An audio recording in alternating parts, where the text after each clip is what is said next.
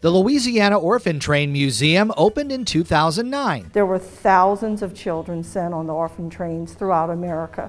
Between 1854 and 1929, charity institutions in New York began the mission of helping homeless or abandoned children living on the streets.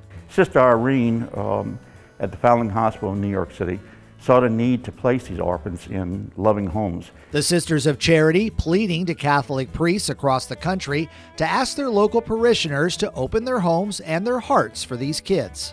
Father John Ingbrink of the Opelousas area, St. Landry Catholic Church, he made a trip up to New York, saw the good work the sisters were doing, Sisters of Charity, and so he was on board.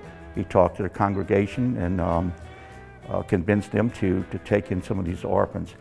So in the spring of 1907, 3 trains arrived in Opelousas, and some of those children that arrived on the trains, their descendants still live here. My grandmother was sent from the New York Foundling Hospital in New York on an orphan train to South Louisiana in 1907.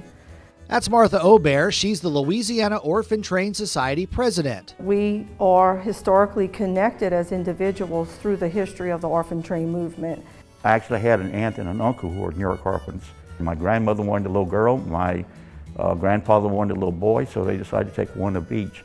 And they were treated just like their own children for the rest of their life.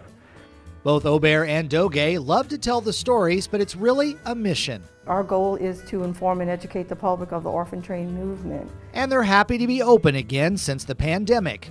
So we're here at this museum to pass on the history and the untold stories of the orphan train riders who came to Louisiana by train.